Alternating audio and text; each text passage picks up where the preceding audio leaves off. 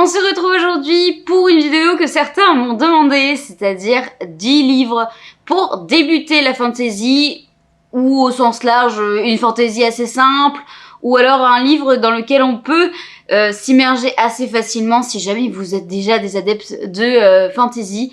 Là, je m'adresse surtout à ceux qui ne lisent pas encore de la fantasy, mais si jamais vous êtes des adeptes de fantasy et qu'il y a des livres auxquels vous pensez, à laquelle je n'ai pas du tout pensé ou que je n'ai pas moi-même lu et donc je n'ai pas pu conseiller, n'hésitez surtout pas à le mettre dans les commentaires. Ça aidera tous ceux et celles qui voudront s'y mettre et nous rejoindre parmi notre communauté de fantaisistes un peu déjantés. Bref, je m'étale, j'ai essayé de catégoriser la vidéo en fonction de ce que vous, de base, vous êtes adepte. Par exemple, l'une des premières catégories dont on va parler, d'ailleurs la première catégorie, c'est si vous lisez de base de la romance contemporaine. Et ensuite on fera pareil avec des enquêtes, mais j'en ai pas beaucoup, la jeunesse, le feel good plutôt émotion et tout ça. Voilà, j'ai essayé de faire par catégorie pour essayer d'orienter au maximum pour que ça puisse fonctionner avec n'importe qui. Désolée, je me suis un petit peu penchée parce que mon chat est en train de faire n'importe quoi avec et je croyais qu'elle allait me niaquer mes livres, comme elle a tendance à le faire de temps en temps, c'est-à-dire qu'elle met ses petits crocs sur le petit coin et donc là j'ai 3 petits morceaux dedans en général. Voilà, donc mon chaton aime bien bouffer des livres. Bref, on revient aux moutons, c'est parti, on démarre avec les adeptes de la romance. Donc, je suis partie du principe que si vous aimez la romance contemporaine, forcément, la romanticie pourrait vous plaire, c'est-à-dire donc une romance dans de la fantasy, donc dans un monde un petit peu différent. On commence forcément par Porcelaine sous les ruines, qui est vraiment une romance sur fond de fantasy. Donc on suit Alba qui est une génie et qui a été destituée parce qu'elle a donné trop de vœux aux humains et elle retourne en fait sur Terre, elle est exilée sur Terre et elle va créer une petite île pour essayer de préserver le maximum d'humains. Sauf qu'avec la montée des eaux ça va devenir un peu compliqué, elle va devoir demander de l'aide à l'archipel voisine et l'archipel voisine va en échange lui demander quelque chose, mais à la place elle va lui envoyer un émissaire avec qui ça se passe pas toujours bien au début. C'est vraiment un livre incroyable de romanticie, etc. L'univers n'est pas du tout dense, n'est pas du tout compliqué. Tout ce qui est univers du génie, c'est vraiment faible, entre guillemets. C'est pas ça qui va vous donner du fil à retordre. Par contre, la seule subtilité de celui-ci, c'est que la plume de l'autrice est vraiment très particulière. Donc si vous êtes habitué aux plumes recherchées, poussées, poétiques, oniriques, ça pourra vous plaire. Si c'est pas le cas, peut-être passez votre chemin ou ne commencez pas avec celui-ci. Ensuite, bon moyen de commencer la fantasy, c'est avec Divine Rivalité qu'on a vu beaucoup passer sur les réseaux et je pense que même si vous êtes des adeptes de romance, vous l'avez vu passer. C'est donc de Rebecca Ross et c'est sorti chez De Sexus en français. Dans cette histoire, on va suivre Iris qui est journaliste et qui se tire la bourre avec Roman Kitt pour avoir la place de chroniqueur en chef. Et en parallèle de ça, elle va envoyer des lettres à son frère qui sont censées rester sans réponse puisque son frère a disparu à la guerre. Sauf que quelqu'un va lui répondre, mais ce n'est pas son frère. Donc là, si vous aimez de base les romans épistolaires, les romances épistolaires aussi, ça peut clairement vous plaire. Le contexte de guerre dans le premier tome est très fin. C'est très léger. Ça peut convenir à peu près tout le monde.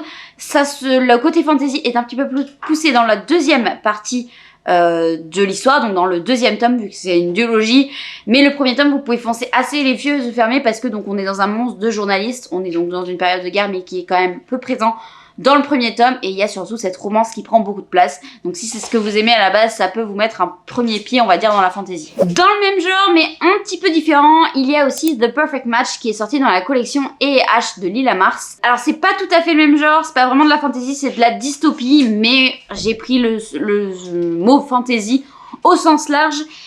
Et dans cette catégorie-là, en fait ce livre-là, il est déjà sorti dans une maison spécialisée, entre guillemets, dans la romance, donc ça permet de faire le lien. On est donc dans un monde où l'amour est régi par un algorithme, c'est-à-dire que pour pouvoir se marier à quelqu'un, il faut passer un algorithme qui dit si oui ou non on est compatible, et si vous n'êtes pas compatible, vous allez être marié de force à quelqu'un d'autre.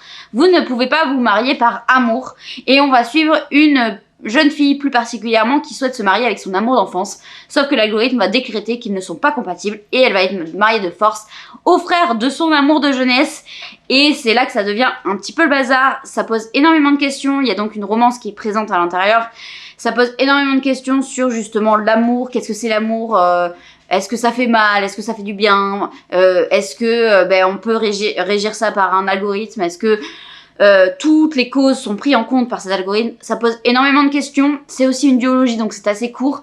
Et le premier tome est extrêmement addictif. Donc si vous aimez romance et que vous aimez vous poser des questions sur l'amour, ça peut clairement vous plaire. Et ça met un premier pas, on va dire, dans un monde différent d'une autre. Et enfin dans cette catégorie, il y a aussi Le destin du roi loup de Odessa Tajnet. Je suis pas sûre du nom de l'autrice. C'est sorti donc chez Corrigan, et donc là on est sur des réécritures de contes, version romance et version fae. Donc là on est dans un monde complètement différent, avec des fae, mais l'univers n'est pas très poussé. On va dire que l'intrigue principale se tourne autour de la romance à partir d'un conte qu'on connaît déjà. Attention cependant, les tomes ont été inversés par Corrigan par rapport à la version originale. Donc il faut d'abord lire le tome 2 de Corrigan avant de lire le tome 1 de Corrigan pour ne pas se spoiler des éléments. Le reste n'est pas encore paru, mais ça ne saurait tarder, je suppose, à moins que ça n'a pas fait assez de ventes et que ça va s'arrêter là, j'en sais rien. Mais en tout cas, vu que c'est des tomes indépendants les uns des autres, vous pouvez lire les deux et vous arrêter là. C'est pas une saga à rallonge, entre guillemets, on peut en lire un par-ci, un par-là, sans qu'il y ait de trop de problèmes. Après, vous allez peut-être avoir des spoils sur des tout petits éléments. Mais la compréhension de l'univers est très très simple dans celui-là. Ça met quand même un pied, vu qu'on est dans un autre type de créature. On n'est pas tout à fait avec des humains, et on n'est clairement pas dans notre monde.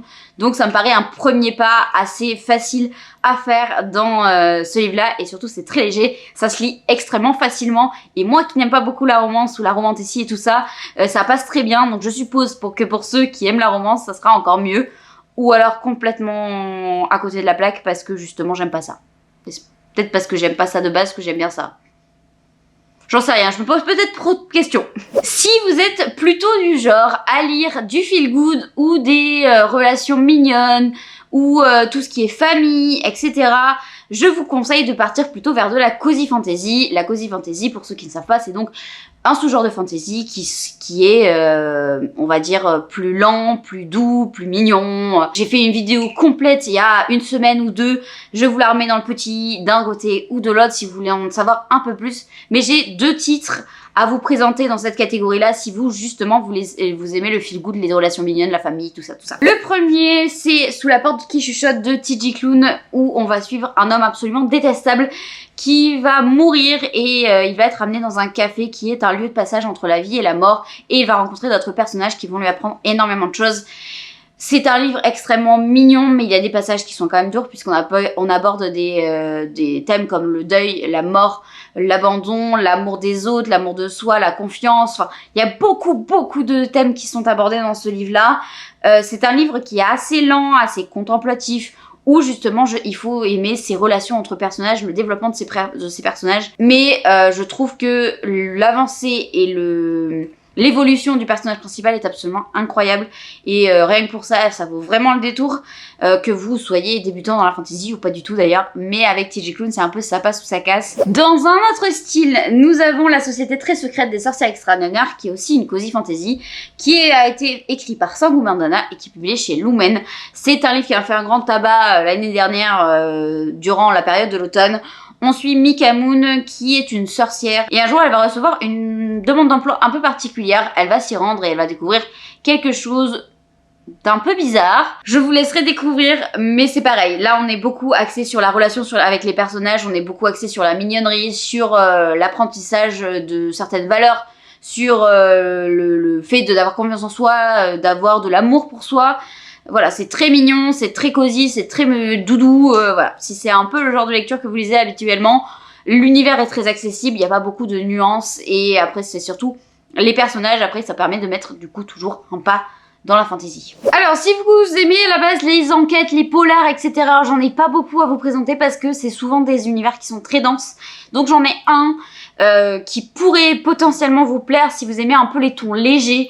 Voilà, c'est pas quelque chose qui va être extrêmement prenant parce que dès que on va dire que l'enquête est très poussée, en général l'univers est aussi très dense et très poussé, donc je les ai pas mis là. Si jamais ça vous intéresse quand même, n'hésitez pas à me le demander dans les commentaires, je vous répondrai avec plaisir. Le seul que je peux vous conseiller, c'est Ivy Wild de Helen Harper, qui est sorti chez Bookmark. On est sur une histoire où on suit Ivy qui est une feignasse, qui n'a pas envie de donner sa personne, qui veut pas avoir de responsabilité, sauf qu'un jour elle va être lié de force à Winter, qui est un inspecteur de l'ordre des sorciers, et qui lui est tout l'inverse d'elle.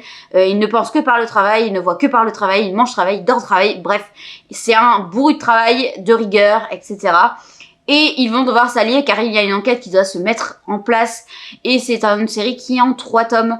Voilà, donc il y a une enquête qui est différente dans chacun des tomes, si c'est la fille rouge, mais il y a aussi tout ce qui est en rapport avec la magie, puisque chaque tome est quand même lié à une enquête qui est fantastique, qui est en lien avec la magie. C'est ça qui fait, on va dire, le premier pas dedans. Le ton est extrêmement léger. Ivy a un humour qui est décalé, décapant, que moi j'adore, mais qui passera peut-être pas avec tout le monde. Mais ça permet de mettre vraiment encore un petit truc dans la fantasy, tout en gardant ce qu'on a de base. C'est un univers qui est très très simple, où il n'y a pas de grosses choses à comprendre ou à réfléchir. Si vous êtes plus friand à la base de tout ce qui est fiction historique, histoire, tout ça, j'en ai plusieurs à vous présenter parce que, bon, moi c'est un péché mignon, donc c'est sûr que je peux vous en présenter pas mal. Tout d'abord, il y a la saga du Lys de Feu de Jacqueline Benson qui est sortie chez Rivka, qui est disponible en audio si jamais vous voulez passer aussi par ce biais-là pour mettre un pied dans la fantasy. On est sur une histoire, on va suivre une jeune fille qui n'est pas admise dans la société et qui a surtout des dons un peu particuliers qui font que elle est différente des autres et elle a la sensation d'être très seule. Chaque tome est lié à une période historique particulière liée à la Grande-Bretagne. Je crois que dans le premier, c'était la guerre avec les Irlandais ou l'indépendance irlandaise. Je sais plus, enfin voilà. Et en chaque tome est lié à une période historique qui prend un pas sur l'histoire puisqu'il y a souvent une enquête qui est autour. Donc j'aurais pu le mettre aussi dans les enquêtes. Je suis désolée, il y a mon chat à côté qui fait n'importe quoi, donc je fais que m'interrompre ou tourner la tête. Je disais oui, ça peut aussi convenir à ceux qui aiment les enquêtes, mais qui sont surtout très friands du côté historique, parce que du coup ça prend beaucoup de place.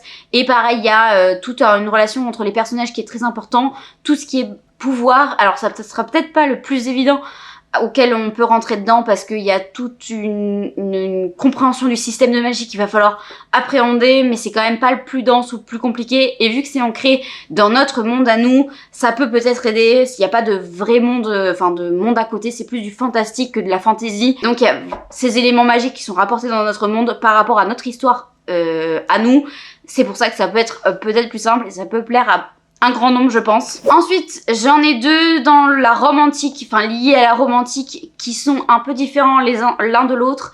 Tout d'abord, j'ai Conjuration qui a été publié chez Naos et écrit par Bleu Nguyen.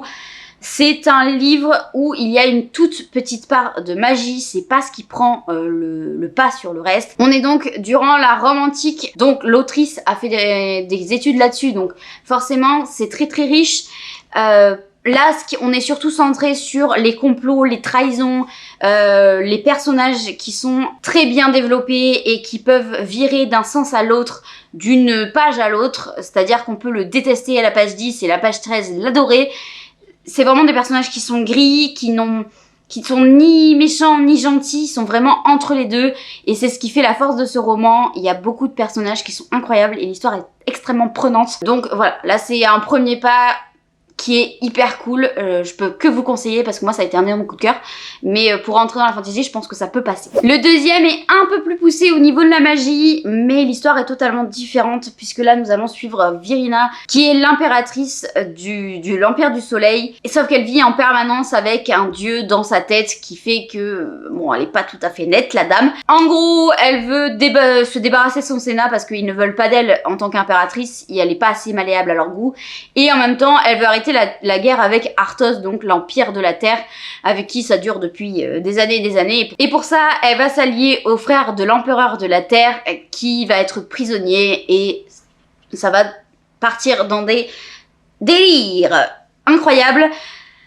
On est donc sur une histoire où la personnage principale est détestable, fait des choix plus que discutable, c'est un personnage que vous allez adorer détester.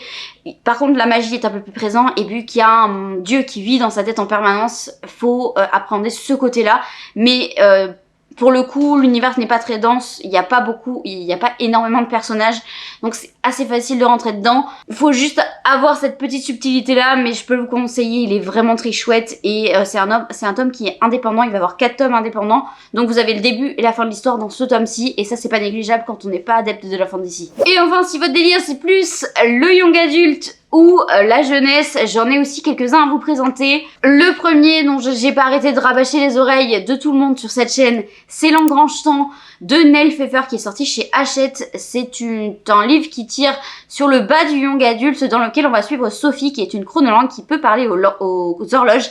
Elle peut les dorloter, les chouchouter, etc. Sauf qu'un jour elle va tomber sur une horloge un peu particulière qui va la ramener dans le passé, et elle va être mêlée à un complot par rapport au prince du royaume.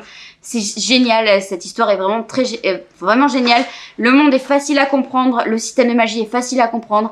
Le point fort de cette histoire, c'est vraiment les personnages qui sont vraiment trop mignons. C'est hyper prenant tout en étant très simple. Le tome 2 est un peu plus sombre, un peu plus poussé, mais le premier tome permet vraiment de mettre un pied dedans, et c'est qu'une duologie, donc pareil, on aime quand c'est assez court. Dans un autre genre qui est un peu tiré par les cheveux, il y a Prospérine, virgule point, de je ne sais plus qui chez Rivka. Je ne sais plus qui a écrit ce livre-là, j'ai un doute. De toute façon, vous aurez la couverture d'un côté ou de l'autre de ma tête. C'est une histoire dans laquelle on va suivre une jeune fille qui va trouver quelqu'un mort, et elle va devoir essayer de résoudre une enquête à propos des mots, parce qu'elle est dans une ville qui est construite de mots. Alors ça, je l'ai lu il y a très longtemps, donc mes souvenirs sont un petit peu flous, je vous avoue. Mais là, on est tout ce qui est autour des mots, des lettres et une enquête. Donc c'est hyper sympa, c'est très décalé, très différent de ce qu'on peut voir d'habitude, et c'est à mi-chemin entre réalisme et fantasy, et donc je pense que ça peut être un bon moyen de s'y mettre tranquillement, sans prise de tête. Et enfin, le dernier que j'ai lu il y a extrêmement longtemps aussi, qui est vraiment minuscule pour le coup en version poche, donc pour un premier pas, je pense que c'est pas mal. Dans cette histoire, on va suivre une jeune fille qui est capable de raconter l'histoire et de faire vivre les mots, de faire vivre les histoires. Elle reçoit une proposition de mariage un peu bizarre, donc elle va se rendre dans la capitale et découvrir qui est son fiancé, puisqu'il fait partie de la famille royale. Et ça va pas se passer tout à fait comme prévu. C'est un livre qui est extrêmement facile à lire, qui met un premier pas dans la fantasy parce qu'il est extrêmement court. Donc en version poche, pour vous donner une idée, il fait 233 pages, ce qui est rien du tout, ce qui est écrit gros parce que c'est quand même du jeunesse, du livre de poche jeunesse. C'est un livre qui est beau, qui est onirique, qui est très mignon, qui se lit très facilement. Je peux que vous conseiller parce que moi à l'époque où je l'ai lu, j'ai vraiment adoré. Donc là ça commence à faire quelques années. Donc je vous avoue que tout n'est pas très frais dans ma tête. Mais je pense que pour mettre un pied dans la fantasy, c'est vraiment parfait. Et Judith Bouilloc pour moi elle a un talent fou. Donc j'espère qu'elle sortira d'autres trucs. Je sais même pas si elle en a pas sorti d'autres. J'en ai aucune idée. Et voilà, on a fait le tour des livres que j'ai déjà lus qui peuvent être parfaits pour mettre un premier pas dans la fantasy. Si jamais vous êtes des grands adeptes de fantasy et que vous êtes arrivés jusque là, n'hésitez surtout pas à en mettre dans les commentaires pour aider le maximum de personnes qui veulent se lancer dans ce genre-là. Parce que forcément, moi, je n'ai pas tout lu. Et je pense qu'il y a des gens qui appréhendent peut-être les choses de manière différente de moi. Donc, si jamais vous arrivez sur cette vidéo, n'hésitez pas à aller voir les commentaires si quelqu'un a peut-être joué le jeu pour mettre... Enfin bon, bref, voilà. Allez voir les commentaires au cas où quelqu'un ait mis d'autres choses, mais ce serait incroyable que ce soit une vidéo participative pour entre ceux qui lisent de la fantasy et ceux qui ne le lisent pas. Je vous souhaite une excellente semaine et surtout, prenez soin de vous.